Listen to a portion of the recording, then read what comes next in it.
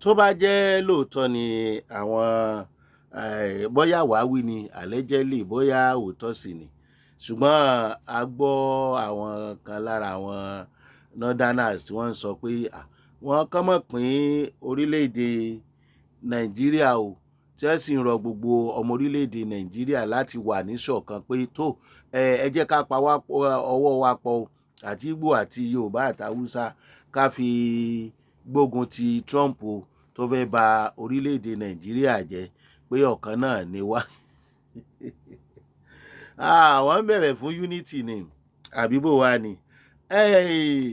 Báwọn ṣe wá ń bẹ̀bẹ̀ fún unity, Gumi ní land from Israel, Hamas, make peace with bandits. Ṣé Gumi sọ bẹ́ẹ̀ fún Tinubu pé come make peace pẹ̀lú bandit? Ọ̀rọ̀ Gumi ẹ̀ tiẹ̀ ti fẹ́ sú èmi torí pé ṣe ló dàbẹ̀ ń pọ̀ yẹ ká lọ yẹ̀ wọ́n wò dáadáa, nítorí pé àwọn ọ̀rọ̀ tí ń jáde lẹ́nu wọn ibi ayé kọjú sí ibẹ̀ làwọn kọ ẹ̀yìn sí. Ṣé wá rí statement tí Rep. Riley Moore tó sọ wípé ọ̀gá àgbà Trump tí wọ́n sọ, ìyẹn ló ń jẹ́ kẹ́rù bà wọ́n, ìyẹn ni ìbẹ̀rẹ̀ ẹ̀rù tó ń bà wọ́n, torí Trump kò ní sọ̀rọ̀ kó má ṣe bẹ́ẹ̀. Ṣé rántí ti Sokoto, awífúnni kó tó dá ni àgbà àjàkadì ni. Ṣùgbọ́n wọ́n ti wá ń bẹ̀ yín o, wọ́n ti ń bẹ̀ yín. Mo ní ṣé àwa ní gbẹ́bẹ̀ báyìí?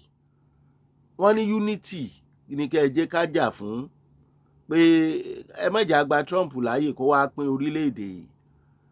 Kí wá ní Rep. Moore sọ, Rep. Riley Moore, ó ní ó sọ síbẹ̀ pé president sọ wípé I soon brief give White House options how to protect Christians in Nigeria. Ìyẹn ni pé ọ̀nà táwọn ò fi gbà dáàbò bo àwọn Kìrìsìtẹ́nì orílẹ̀-èdè Nàìjíríà. Ṣe rí i pé wọ́n rí i pé ó ti fẹ́ máa get started. Ẹ̀rù wá ń bà wọ́n. Wọ́n wá ń lo ọgbọ́n ẹ̀tàn bíi pé nǹkan kan náà ni wá. Ọmọ ìyá ni wá. Wọ́n ti pa àwọn ọmọ ìyá wọn tán, wọ́n fẹ́ gbalẹ̀ wọn. Wọ́n ní ká wà ní ṣọ̀kan wọn. Wọ́n ní ká lè sustain Nigeria unity. Òwí bẹ́ẹ̀ ṣe bẹ́ẹ̀ ni Trump. Ẹ̀rù ló ń bà wọ́n, àyà wọn ló ń já. Ọ̀rọ̀ yẹn náà lágbára. Daily Post gbé, I soon brief give White House options how to protect Christians in Nigeria. Aṣojú Trump náà, aṣojú ilẹ̀ Amẹ́ríkà. Now, nígbà tí wọ́n ní ká máa allow Trump láti wá pín wa àbí láti dàwárú, ṣáà ti gbọ́ àti gbà báyìí. Bóyá kí n lè bá ń jábọ̀ fún wọn ni pé àwọn ìran Yorùbá àti Haúsá àti ìran Yorùbá àti Ìgbò àti Middle Belt wọ́n ti gbọ́ o, wọ́n ní nǹkan kan náà ní wá. Kọ́lọ́n kó ṣàánú wa ni. Ṣáà gbádùn àwọn ará bíi rí. Láti ilẹ̀ àwa náà là ń ṣe fún wọn, àwa là ń gbà wọ́n láàyè, àwa là ń kó wọn mọ́ra, alárìnkiri ni wọ́n. Ṣáà ti wá rògò báyìí. Ẹ tún wọ̀nà tán fẹ́ gbà. Ṣé ẹ rò pé dìdìrìn ní gbogbo èèyàn? Ṣó possible ṣá? Ẹ̀yin tẹ́ ẹ̀ mú ayé le kokoko fún àwọn ìran míì, ẹ dẹ̀ fẹ́ kó máa lọ bẹ́ẹ̀. Ó fọ́ ni o, ẹ fẹ́ kó máa lọ bẹ́ẹ̀. Ìgbà wo ni ẹni tí ó gọ̀ ò ní gbọ́n?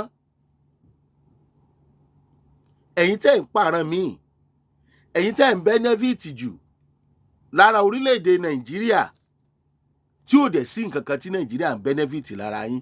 Ìwọ̀nba ọ̀rọ̀ góòdì àbí nǹkan tẹ́ ẹ ní lọ́dọ̀ yín lẹ́tún ran kankan mọ́ lẹ́nu ọjọ́ mẹ́ta yìí. Ṣẹ́yìn lẹ lepo tó wà ní Niger Delta, ẹni ọ̀rọ̀ ẹ̀ níbẹ̀ o.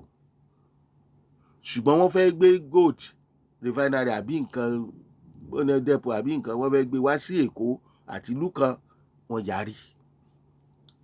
These are the people tágbára òfin ò ká, tí àwọn ìran yòókù sì bẹ̀rù òfin. Ẹ̀dẹ̀ ní kájọ máa gbé. Wọ́n Nàìjíríà ni o.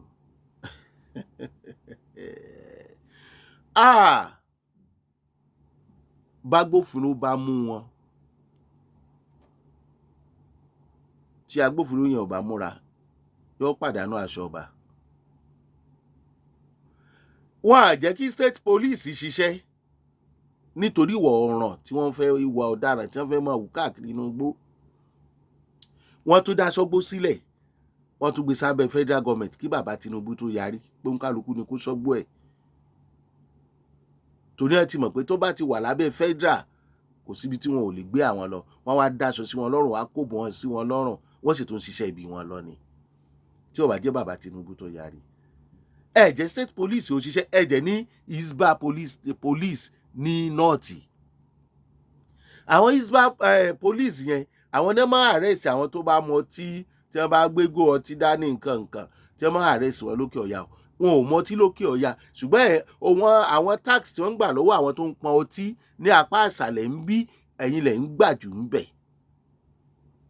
Owó ọtí lẹ̀ ń gbà gbogbo ibi tí wọ́n ti ń pọn ọtí pátá, ṣùgbọ́n ẹ̀jẹ̀ kan mú lókè ọ̀yà.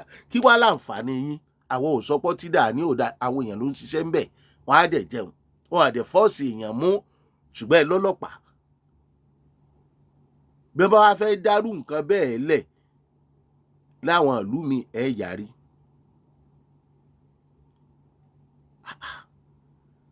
Ẹ jọ̀ọ́ sà, ẹ jọ̀ọ́ mà.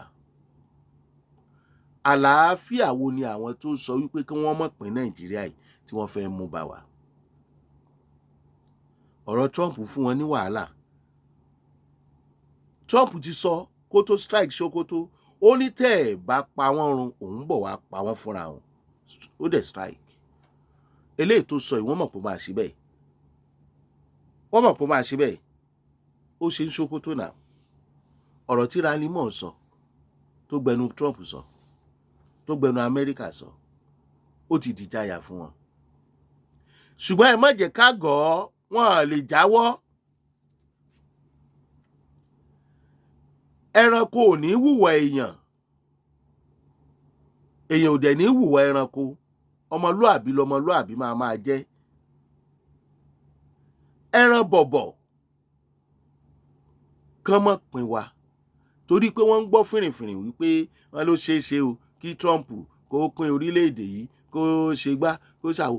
Àwọn ò mọ̀ how far it is true nípa àròyìn yẹn torí ń táwa ò bá rí dájú, a kì í fẹ́ sọ níkànnì tiwa.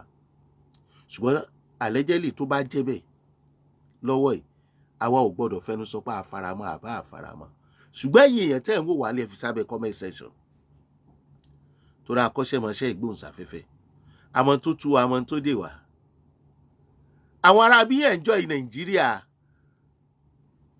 wọn à dẹ̀ fẹ́ restructuring kán lè jẹ gàba nítorí plan wọn. Tí bàbá Tinubu bá kúrò ńbẹ̀, tí Fúlàní àbí Haúsá mi bá bọ́ síbẹ̀, anybody tó ló bọ́ síbẹ̀, abẹ́ ẹsẹ̀ wọn ló máa wà. Wọ́n máa control ẹ̀ ní, gbogbo ẹ̀kọ́ ló máa láyà bí òkúta bí bàbá Tinubu. Mi ò wá campaign o. Ṣùgbọ́n béèrè mi ni pé ẹ kọ list àwọn tá à ń benefit lára àwọn north sábẹ́ comment section, kẹ́ ẹ tún wá sọ ewu tó wà nínú ọ̀rọ̀ wọn. Èwo lẹ dìbò fún? Àwọn ní kọ́mọ̀sí division, kọ́mọ̀sí ìpínyà, èwo lẹ dìbò fún? Kọ́mọ̀sí restructuring, àtúntò, kí unity wà nínú division, one Nigeria, restructuring, unity. Èwo lẹ dìbò fún? Ẹ fi sábẹ́ comment section. Wọ́n ń bẹ̀bẹ̀, wọ́n ní kán má pín. Ṣé kán pín àbí kán má pín? Èmi béèrè ni o, one Nigeria o. Ṣùgbọ́n kò sálàáfíà o. Wọ́n fẹ̀mí àwọn èèyàn ṣòfò. Ẹni wọ́n mọ̀ sọ pé Kìrìsìtẹ́nì nìkan ni ń pamọ́. Ṣùgbọ́n èyí tó ṣẹlẹ̀ ń Kaduna, mọ́ṣáláṣí kọ́ ni wọ́n ti lọ operate o. Èyí tó ṣẹlẹ̀ lọ́wọ́ ìjó ní láyé Akérédolú, mọ́ṣáláṣí kọ́ o.